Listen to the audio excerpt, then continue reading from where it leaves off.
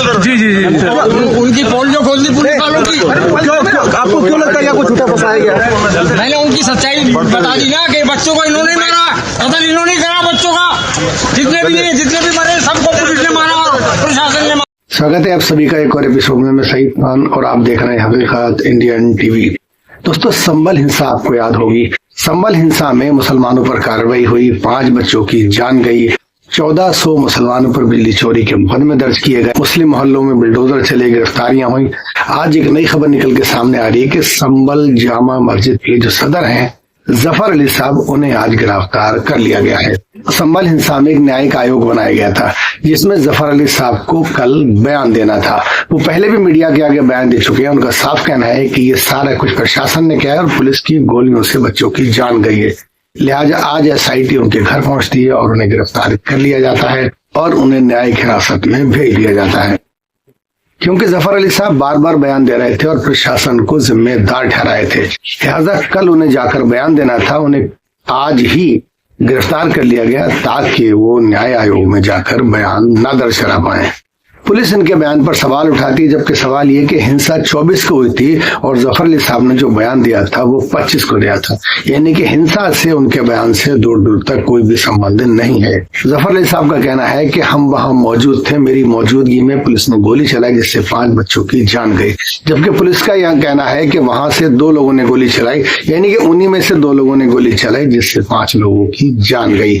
लिहाजा जफर साहब बयान न दें, बयान देने से एक दिन पहले आज उन्हें गिरफ्तार कर लिया गया। मुझसे DM साहब ने कहा था, SP साहब ने कहा था कि आप मौके पर जाएं और भीड़ को आप सेटिस्फाई करें। मैं गया था, तब मेरे सामने DIG महोदय, SP और DM आपस में ये डिस्कशन कर रहे थे कि तुरंत गोली चलाने का ऑर्डर लिया जाए। कौन कर रहे थे?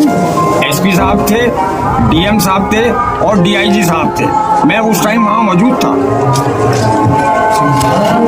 तब मैंने ये सोचा कि अब गोली चलने ही वाली है। मैंने पब्लिक से अपील की, वहां पहुंचकर भी अपील की, लेकिन 75% लोग वापस चले गए। कुछ लोग यही सोचते रहे कि खुदाई अभी भी जारी है, ये खुदाई क्यों हो रही है।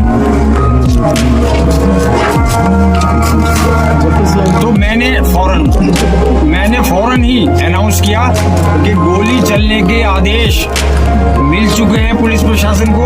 लिहाजा मेरी गुजारिश है, अल्लाह के वास्ते, खुदा के वास्ते, सारे लोग हट जाएं, चले जाएं, अपने अपने घरों को चले जाएं, शांति बनाए रखें।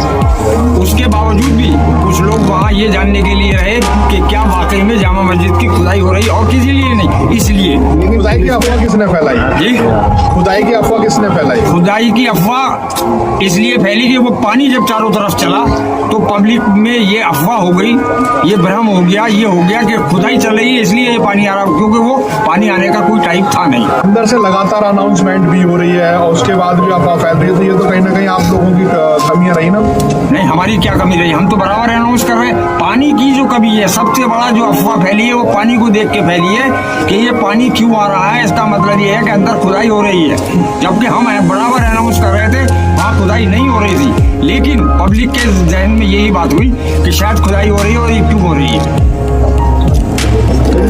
पुलिस का भी ये मानना कि गोली जो है पुलिस ने नहीं, पब्लिक में ही चली है। ये कहना बिल्कुल गलत है पुलिस का, ये कहना बिल्कुल गलत है। पुलिस गोली हमारे सामने चला रही थी, मैं मौके पे मौजूद था। पब्लिक की तरफ से मेरे सामने कोई गोली नहीं आई। और अदालत में उनकी जमानत के लिए जो अर्जी लगाई गई वो खारिज कर दी गई, क्योंकि उनके ऊपर जो धाराएं लगाई गई हैं उससे जिला अदालत से जमानत मिलना मुश्किल था। मैं आपको जफर साहब का एक बयान सुनाता हूँ, आखिर उन्होंने क्या कहा था मीडिया के साथ। आइए एक बयान उनके भाई का सुनते हैं कि इस पूरे मामले पे उनके भाई का क्या कहना था। आयोग में बयान देने ये पुलिस ये चाहती है कि बयान ना, ये जो है वहाँ बयान ना दे, बयान वही देंगे जो उन्होंने PC में दिया। अच्छा जी, उससे नहीं देंगे ये। अभी उनसे कोई बात नहीं हुई है, लेकिन मुझे जो पता चला कि उन्हें गिरफ्तार कर रहे हैं, करने तो कोई बात नहीं। एक बयान आइए चलते चलते उनके वकील का भी सुन लेते हैं, जो उनके वकील साहब हैं उनका क्या कहना है इस पूरी घटना पर। की है ना बेल डाली गई थी, उसमें 2 सेक्शन है ना, सेशन ट्रायल के थे 230 और 231।